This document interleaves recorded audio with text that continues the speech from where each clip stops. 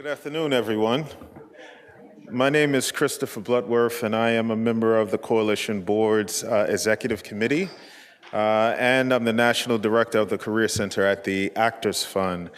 I advocate for a world in which individuals contributing to our country's cultural vibrancy are supported, valued, and economically secure. I have the pleasure right now of introducing our next panel, How Data Science Helps Companies Reduce Bias in Recruiting. Joining us,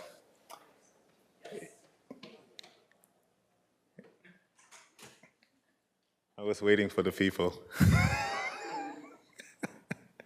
It's always a little bit of a delay. Is everyone enjoying the conference so far? Hand clap for the conference. Is everyone getting geared up for the Opportunity Awards that's coming up next? As Jesse announced earlier, the nominations are open as of today, so if you want to nominate people, please feel free to start that process. All right, so joining us is Lori Foster, Head of Behavioral Science at Pymetrics, Paul Boatman, the Director of Talent Science and Analytics at INFOR, Martine Cadet, the Vice President of Global Enablement at INFOR, Barbara Chang, the Executive Vice President at Here to Here, and Curran, the Vice President of Talent at Horizon Media. In conversation once again with Jarrett Murphy. Enjoy. I hope no one missed me. I was just out here. Welcome, everybody. Thanks so much for being here. What I think might be helpful, we just had a one-on-one conversation. Now there are a lot more voices for folks to track. So why don't we just go quickly down the line and talk a little bit about what you bring to this conversation, workforce development and your day-to-day. Let's start at the end, and we'll just go right down. Quick who you are. Yeah, I'm Larry Curran. I'm head of talent for a company called Horizon Media here in New York. Actually, New York, LA, Toronto, a couple offices. And we're currently we're rolling out right now and using pymetrics as part of our assessment of entry-level talent. Is this working? Okay. Hi, I'm Barbara Chang. I'm the Executive Vice President of Here to Here. And I am working to sort of coalesce the employers around getting more New Yorkers hired into some fairly substantial companies in New York. So I'm working with all these guys to make that happen, and I'm really excited to have you guys learn more about some of the technology that some of these very large companies are using to screen talent in a very different way, which I think is really exciting to think that companies are doing this instead of the usual sort of resume, GPA, very, very narrow campus recruiting programs that they have.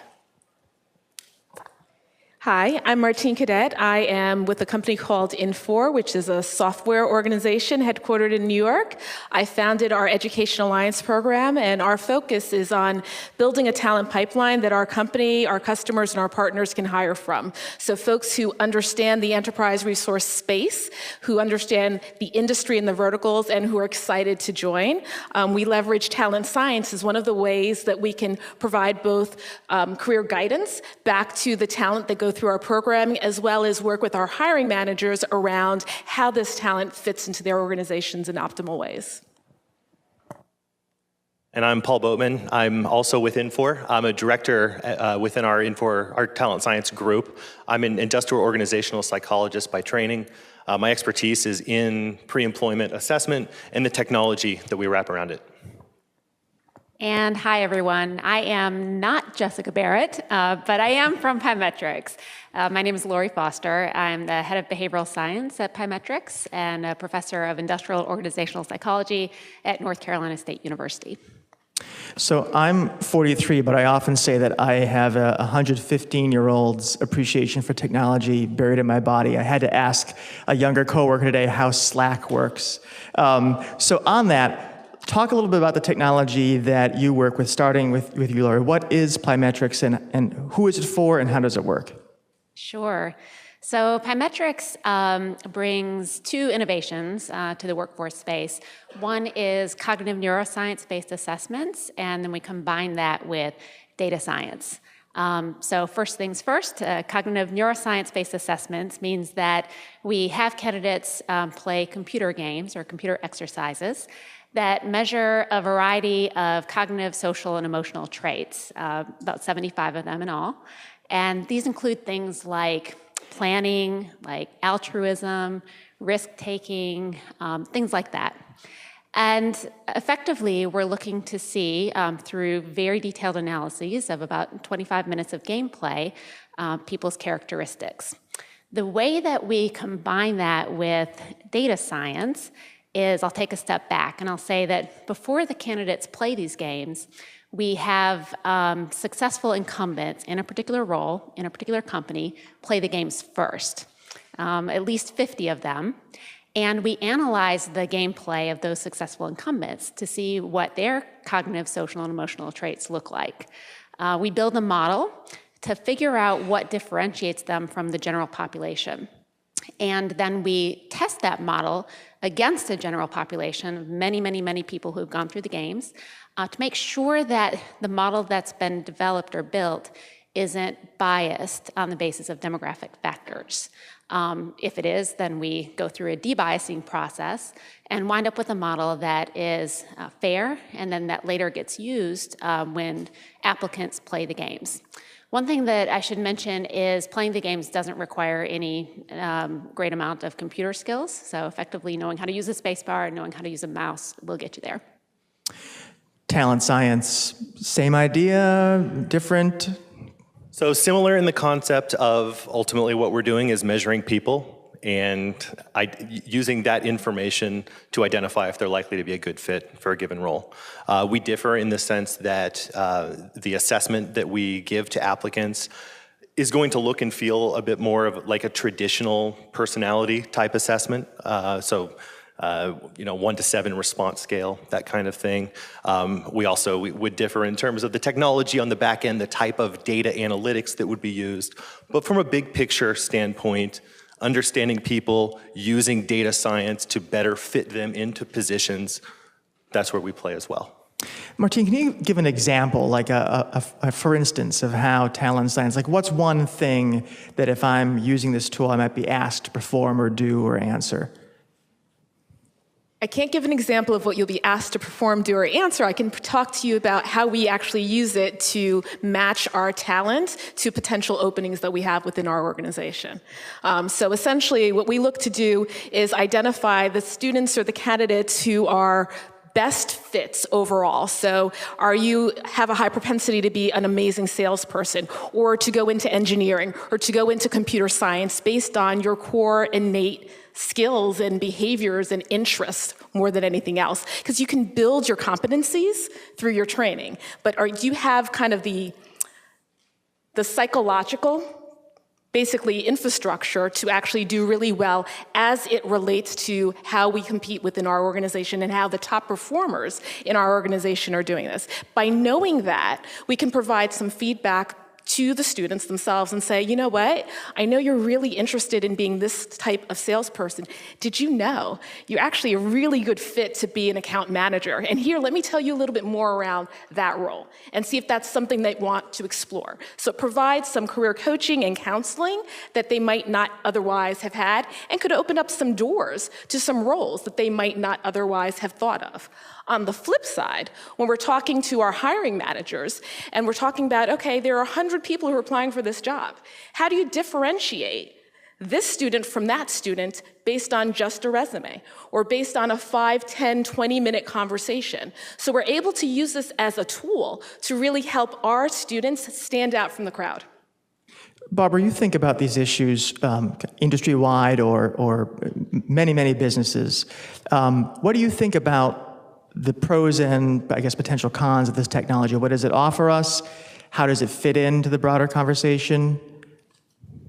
Yeah, I mean, I think the challenge that workforce providers have, and I've been in the field for so many years, it's crazy to think about it, but I think the challenge that we have is access to these companies, right? So it's even when we get access, we come in through a side door, and it feels, and our clients and the graduates from our programs don't quite feel like they're coming in on the same, in the same way that traditional students are coming in through recruiting programs that are more traditional. So my feeling is that technologies like this open up the opportunity so that everybody can come in through the same door. And to me, that's important as a starting point. It's not the end point by any stretch, and it's not by any stretch the panacea to all of the challenges that we have in working with business. But I think what's wonderful about having these conversations with businesses is they acknowledge that the traditional ways of looking at talent has to change, not only for all of you who are working with wonderful people, but for the businesses themselves, because they're all fighting for the same talent in the very, very simple, I think at one of our first meetings, we had Harvard Business School come in and they talked, they kind of like wagged their finger at everybody saying, you're all fishing in the same part of the pond.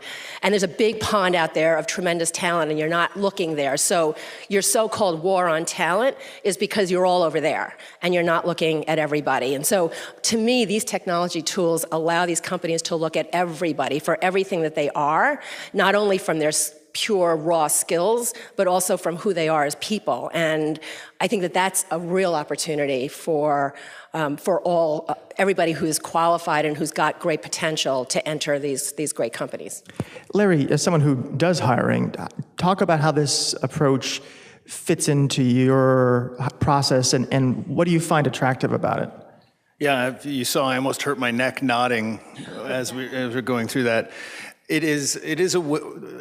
Media, our industry is very data-driven. And what these technologies do is they give us a data point that we can use to fight against unconscious bias, right? So we're able to actually take information, take data, and use it as a way where we can go to one of our city's college or university partners and sit down with a group of people who may not even know what media is, have them take an assessment like pymetrics, which is what we're using now, and find out this pool of people has a perfect alignment with what a successful person at your organization looks like. They might not know what media is, they might not have any idea about what we're doing there or why we're doing it, but we can then recruit them, as opposed to kind of saying we're looking for people with this background. Because at the entry level, there's no real skill set or data points that we can use to identify someone who'll be successful. It's, did you go to this school? Did you do this internship? Do you know somebody?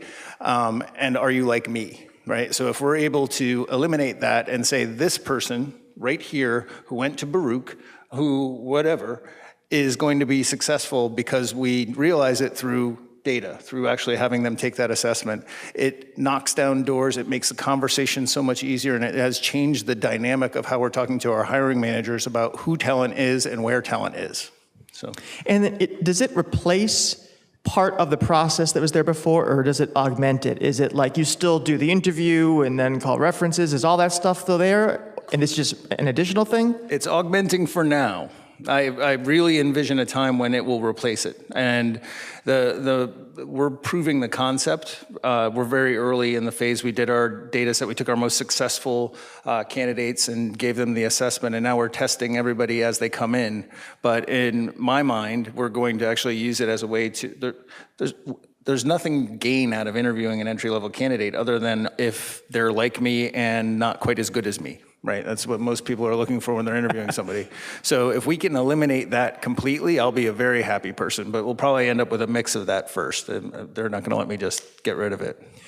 Paul, is this right for, in your judgment, this approach, is this right for every kind of business, small and large, creative and technical, or are there some that it's not necessarily a good fit for?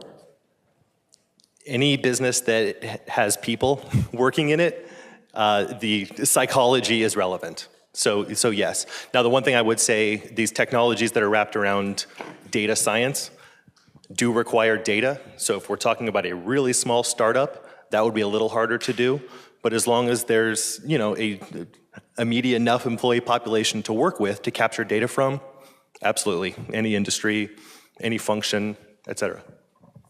Laurie, I'm curious, you talked about the testing you do to make sure that there are no biases built into the model, and that's interesting to me. One story I covered years ago was the lawsuit about hiring at the fire department in New York City. And one of the things that came up was that the written test, which they thought was bias-free, asked a lot of questions about the kind of tools you would use if you had like a big backyard. And so built into it was a bias for people whose fathers or mothers use those kind of tools.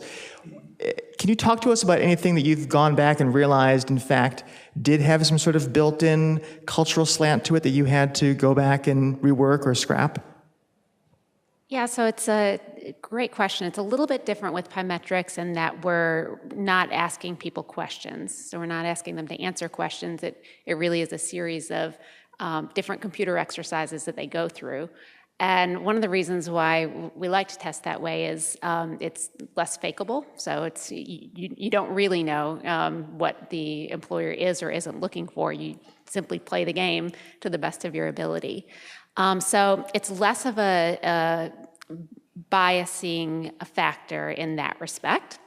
But the way that we do go about it is, once this initial model is built off of these successful incumbents, you can imagine we've got this huge database of people, many, many different backgrounds who have played the games previously. And so we can take that mathematical model and we can, compare that against this large pool of individual game players and say, is that inadvertently selecting men? Is that inadvertently selecting people from a particular ethnic group?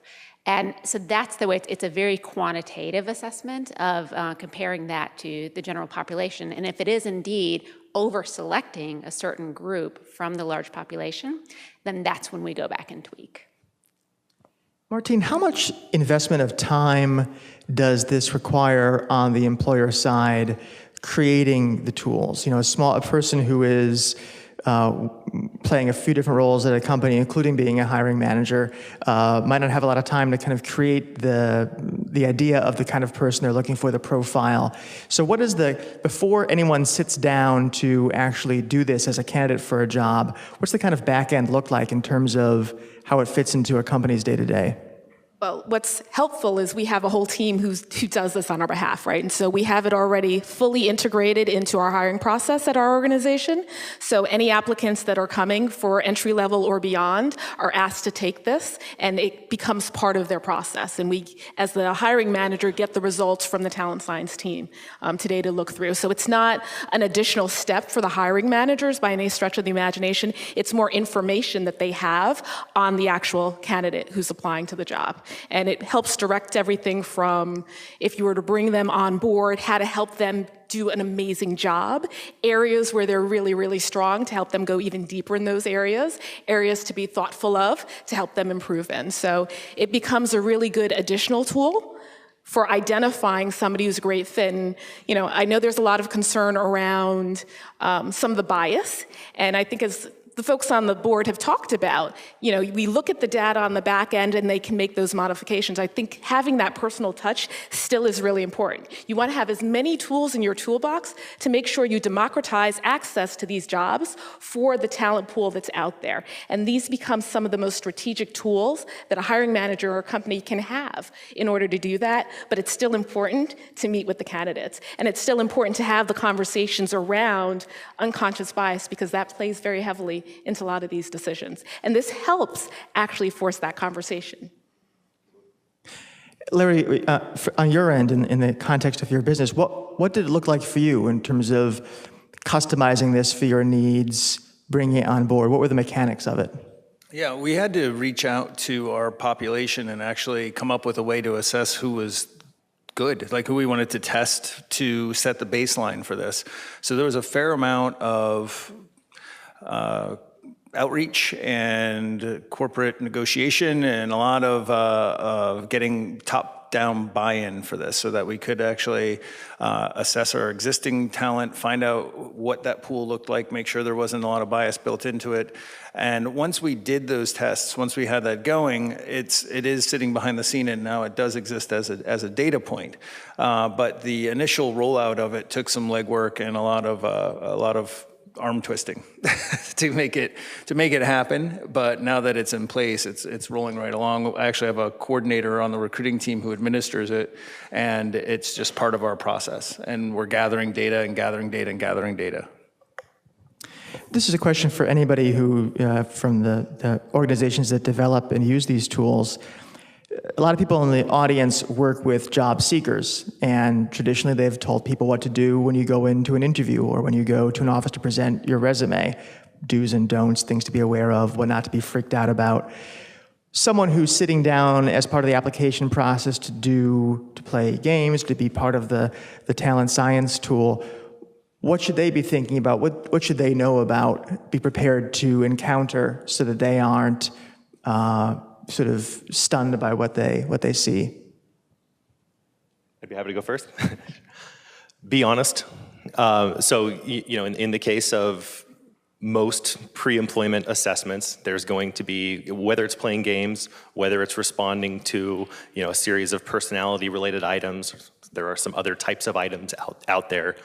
The best thing you can do, perform to the best of your ability, but honestly, because a job search is a two-way endeavor. So just as your employer is looking to see if you're a good match, it matters just as much that the employer is a good match for you. And if you lie or cheat or steal, that is not going to help you as well in identifying that match. So that's the best piece of advice I could give. So whether it's games, whether it's questions, any assessment company worth its salt is going to have a number of faking measures built in. And what we have found through studies of millions of candidates is that those who do try to game the system end up faking themselves right out of a job because they end up with the lowest scores. So honesty is the best policy when it comes to applying to jobs. And so many other things. Any other tips from? Well, I mean, it's gonna happen generally before they sit down with anybody. So to kind of piggyback on that, not just honesty is, don't try to answer how you think the company wants you to answer. It really for two reasons. One, you probably won't align right, and the second one is, what if you do? Then you're this fake person you just made up got a job. That stinks. So definitely go into it open and honest. Take it seriously. I had a candidate get a 1 the other day. I don't know that they do that as a fit score. But yeah, I think they just weren't paying attention or didn't take it seriously, and that really impacted what they're not coming in. So it's... I'm sorry, so the way that pymetrics works is our baseline's there, and then anyone who takes the test gets what's called a fit score, how well they align with what that baseline score was. So generally, it's somewhere in the range of 30 to 90% is where most people fall in, and this person scored a 1. So either that they weren't doing, I don't know how that's possible, but they did it. So it definitely took them off the board for us in every possible way. Let me ask about that. So that's a very practical example of something that might occur with a tool like this. I once took a standardized test in school, and I had the answer sheet upside down. So I registered as I had like the reading ability of a kindergartner in 8th grade, and people thought that it wasn't quite that bad. So I took it again. If you saw someone come in and get that score, that suggests that something went wrong, right? Nobody's that bad a fit for the job unless they're from some other planet. I asked him myself, and he said he had given it, he did exactly what he thought he should do. So I don't know that that's the case, but he stuck to his fake guns or whatever it was. I don't know, but it definitely took him off the board for us. And it is important just to be yourself and not try to game the system. That's because it's people much smarter than I am have set this thing up, and so we want to make sure that they're taking the assessment honestly. Can I just say, I took the pymetrics test at one point, and I found a couple of things. And what's really interesting about it is that there's no wrong answer. So if you come out with an assessment that says, you're really impulsive and you have no attention span, and one would think, oh gosh, that's terrible. But in fact, there are some occupations that really celebrate that skill, sales being one of them. And so the thing that I think folks have to, and so what's interesting is that I look at, pymetrics works with businesses like Larry's, but there's also a really interesting way in which to flip it and work with job seekers and say, hey guys, take this assessment and figure out what's the best occupation for you. Because oftentimes we're kind of like flailing out there. I mean, I'll talk about myself. When I was going to school, I had no idea what I was going to be good at. And I think that by trial and error, I sort of figured it out, but it was by trial and error. And I think now technology is really able to enhance that flailing, and or not, you know what I mean, but lower the flailing and hopefully enhance the ability to make good choices about what inherently is right for you as a person. And so if you are an impulsive, person who doesn't like detail, you might not want to go into like data analytics. You might want to go into sales. And so it helps in that way. And I think that the field sort of understanding where technology is evolving for businesses could be flipped on its side and figured out how it could be used for job seekers as well. I'd agree with that. I mean, that's part of where we're seeing a lot of value because we're, in some cases, kind of the career services within our organization as well as a learning arm within our organization for the new talent. And so we're both providing the guidance back to the hiring managers as well as to the talent that we're trying to bring in. And a lot of students are exploring, frankly, right? Or they have an idea of what this job or this career is really going to be like, but might not know the day-to-day. And so we're able to take the results that we get from the talent science assessment and provide that career guidance and some coaching and provide other thoughts to them that might not have even been on their radar. So that's been something we've been exploring for the last year or so. You wanted to jump in? Right. So just to kind of combine some of the things that were just said, totally agree with kind of bringing your authentic self to the assessment. And when you think about some of these traits like altruism and risk-taking, as Barb was mentioning, there's no good or bad on these traits. Those are perfect traits for some jobs and they're a threat to other jobs. And so if you score such that you're a poor fit for a particular role in a particular organization, you might be just the top fit for a different role in the same organization or a different role in a different organization.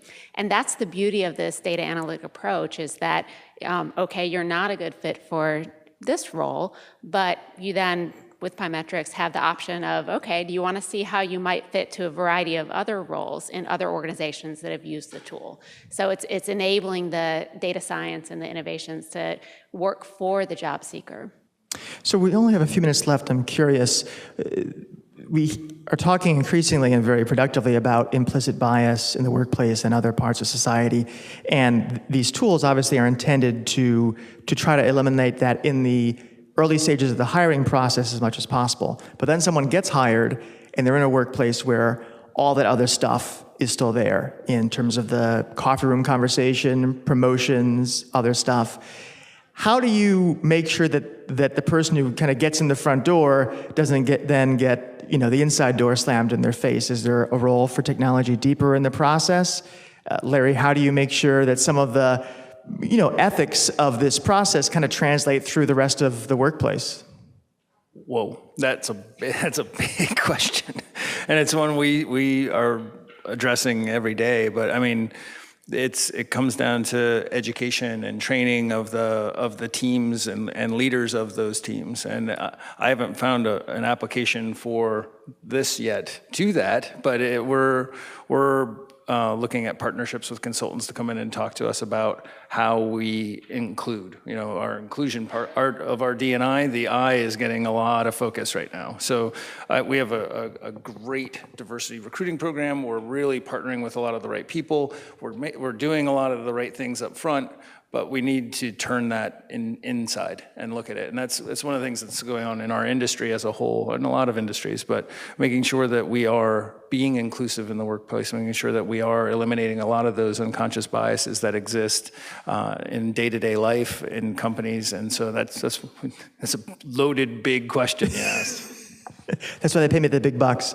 Thanks. Barbara, let me end with you. Taking a step back, this approach, what potential do you feel it has to address, I think, one of the key focuses of workforce development in general, and certainly this conference, under-realized communities?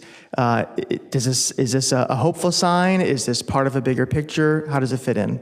Oh, yeah. I mean, look, this is not an easy road that we're on. I think it is tremendously hopeful that these companies are starting to realize that, number one, they do have biased hiring processes, and that they can actually benefit from opening up their pipelines to all different kinds of talent and looking at talent in a very different way. So from that, I think it's awesome. The question you just asked, Larry, I think is where the rubber hits the road, right? And so once these wonderful tools bring in all these folks, there's a couple of challenges even in the hiring process, because at some point you're going to hit a human being, and the human being is going to have biases. And so, I was talking to one of the HR managers at an unnamed bank that is using one of these tools, and said, hey, look, Barbara, what you need to do is you need to help me with the upper levels of the senior executives of the organization to say, once I bring all these folks to you, you've got to take a look at them and not look at your own sort of narrow ways of hiring. And how do we do that? Well, we can talk about it from the leadership perspective, bringing down that message. We can talk about it from, sort of performance metrics, actually having a component in there that says if you have a diverse team, you're actually going to get bonus points for your year-end bonus. I mean, I don't know. We have to figure out what actually motivates these people. I kind of have a feeling that for some of them, it's really the bottom line. What does my paycheck look like? And if I have to check a couple of boxes and hire diverse, then I'll do it, if that's what it's going to take. I mean, unfortunately, that's the way some folks work. So let's go there, and let's build it into their performance metrics. I mean, there's no way of changing it. I mean, well, maybe there are ways to change a human being and have them think about this differently, but for me, it's like hardcore. Okay, what is it going to take? And if it takes me adding a few more dollars in your pocket, then let's do it. I mean, let's just go. I mean, I do think, though, that these tools are great sort of opening sort of salvos to getting more people through the door. Well, much more to think about and talk about, but we're out of time. Please join me in thanking Lori and Paul, Martine, Barbara, and Larry, and enjoy the rest of the day.